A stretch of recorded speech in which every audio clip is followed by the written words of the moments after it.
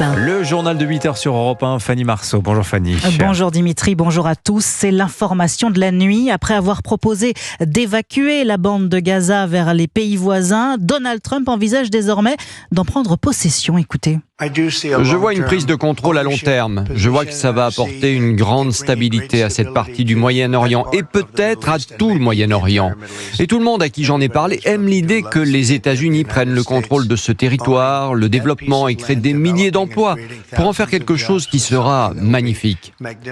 Je ne veux pas faire de l'esprit, je ne veux pas faire le malin, mais la Côte d'Azur du Moyen-Orient, ça pourrait être quelque chose qui pourrait être vraiment magnifique.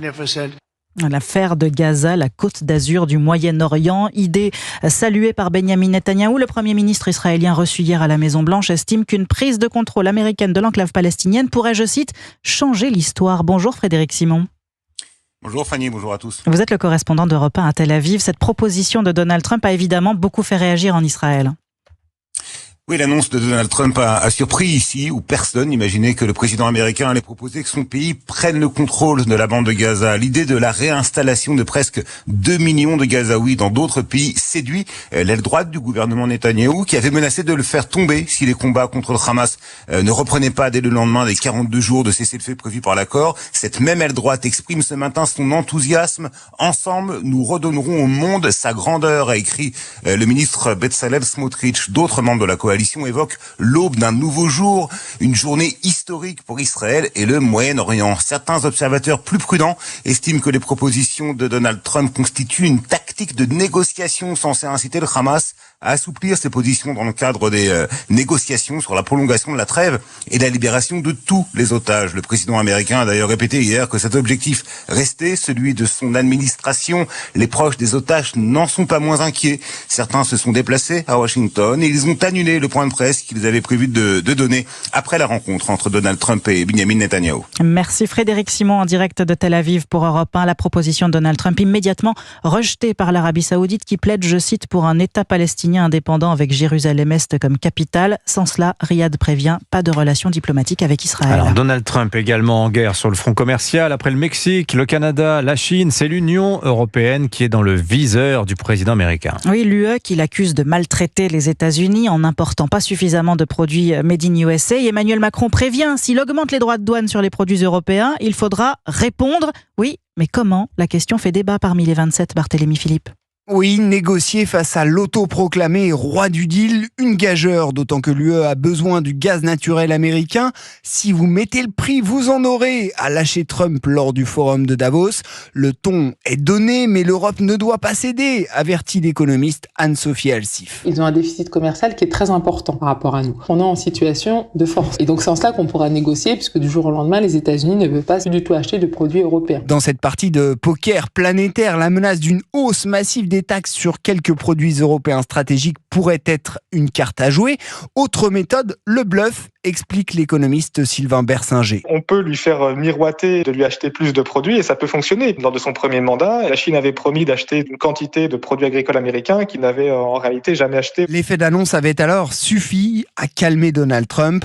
Dernier levier, la défense. La faiblesse des dépenses militaires européennes agace Washington. Plusieurs pays de l'UE ne consacrent pas 2% de leur PIB à la défense, alors que l'OTAN l'impose depuis 2006. Barthélémy Philippe du service économie d'Europe 1. L'actualité à l'étranger, c'est aussi la pire tuerie de masse jamais vue en Suède. Oui, le pays est sous le choc. 10 personnes ont été tuées dans un centre d'enseignement pour adultes à 200 km à l'ouest de Stockholm. L'auteur des tirs, inconnu de la police et sans lien avec un gang, était âgé de 35 ans. Il vivait reclus loin de sa famille. Il a retourné l'arme contre lui après la fusillade. Vous écoutez Europe 1 matin, il est 8h05. En France, le danger s'éloigne pour François Bayrou. Le Premier ministre devrait échapper à la censure cet après-midi. Oui, le Parti socialiste et le RN n'ont pas l'intention de suivre la France insoumise. Le budget 2025 devrait donc être adopté et le gouvernement libre de poursuivre son action. Jacques Serret, quels sont d'ailleurs les projets, les priorités désormais pour le Premier ministre ? François Bayrou veut surfer sur sa réussite. La non-censure, c'est la preuve que sa méthode fonctionne, se félicite son entourage. Le Premier ministre va donc essayer texte par texte de renouveler l'opération avec un rendez-vous en ligne de mire déjà. Le salon de l'agriculture qui ouvrira ses portes le 22 février. Le Béarnais compte bien s'y s'y rendre et pas les mains vides. En coulisses, Matignon surveille de très près l'examen de la loi d'orientation agricole qui a débuté hier au Sénat. Il faut que ça aboutisse rapidement. C'est la priorité des priorités, presse l'entourage de François Bayrou. Dans le même temps, le maire de Pau planche sur une réforme du mode de scrutin pour les municipales à Paris, Lyon et Marseille, tout en préparant 2 textes distincts sur la fin de vie, l'un sur les soins palliatifs, l'autre sur le suicide assisté. Avant une potentielle réforme des retraites, le Premier ministre recevra à ce sujet dans 2 semaines les conclusions de la Cour des comptes. En somme, il veut à tout prix éviter le procès en immobilisme, analyse l'un de ses proches, même s'il y paraît déjà condamné. Jacques Serret du service politique d'Europe 1. Et l'une des priorités du gouvernement, et notamment du tandem Retailleau-Darmanin, ministre de l'Intérieur et de la Justice, c'est la lutte contre la délinquance. Oui, les sénateurs ont d'ailleurs voté hier la proposition de loi contre les narcotrafiquants avec la création d'un parquet national anticriminalité organisée. Et ce n'est pas le seul outil dont dispose l'État pour enrayer les trafics et les violences.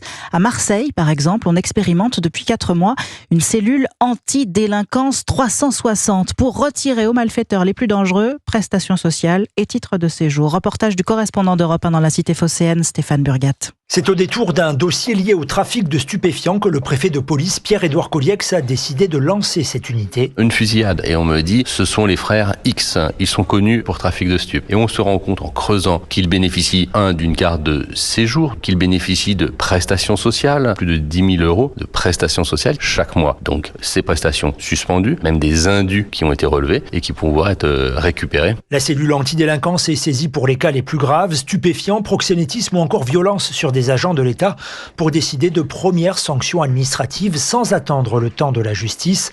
Le préfet de région, Georges-François Leclerc, se réserve ainsi le droit de retirer des titres de séjour. Le titre de séjour n'est pas un acquis définitif. C'est un acte de confiance. Lorsque la confiance est rompue, le titre de séjour est retiré. Oui, c'est contesté, mais les dossiers de la préfecture sont en général assez étayés et nous gagnons bien souvent. Et depuis le mois d'octobre, les dossiers de 180 délinquants ont été étudiés pour 3 expulsions et plusieurs dizaines de milliers d'euros de prestations sociales récupérées.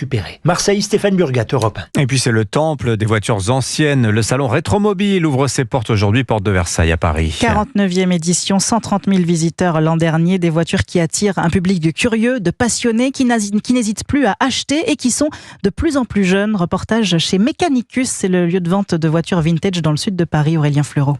Le lieu n'a rien d'une concession classique. Après la rampe qui mène au premier étage, vous voilà au cœur d'un garage de rêve. Le regard se pose sur une Porsche blanche, modèle 911, 3,2 litres. Ce n'est pas le modèle qu'Adrien va s'offrir, ce sera une autre Porsche pour ce trentenaire bercé aux courses automobiles par son père. J'ai vu courir des Porsche 917, des Lola T70 qui sont des voitures mécaniques et qui, par leur cylindrée, par leur bruit, transmettent des émotions qui sont absolument uniques. Et il est vrai que les voitures électriques aujourd'hui ne transmettent pas la même émotion. Mais il n'aurait rien contre une citadine électrique pour le quotidien. D'autres clients sont en revanche plus réfractaires, comme le constate Quentin Leblond, le patron de Mechanicus. Je pense que tu as un côté, c'est pas parce que je vais sortir une 911 des années 70 que en fait je vais démolir la planète 3 fois par an, ça n'a aucun sens. On a envie de se faire plaisir, on en a marre d'être un peu emmerdé tout le temps et ça participe beaucoup du fait que ça marche bien auprès de gens qui ont 30 ou 40 ans. Ouais. Une passion qui a un prix, cela va de quelques modèles à 40, 60 000 euros jusqu'à une Ferrari noire F8 Spider à 350 000 euros. Aurélien Fleureau. Merci Fanny Marceau, c'était votre journal. Dans un instant sur Europe 1, le président et les filles de la commission des finances de l'Assemblée, Éric Coquerel.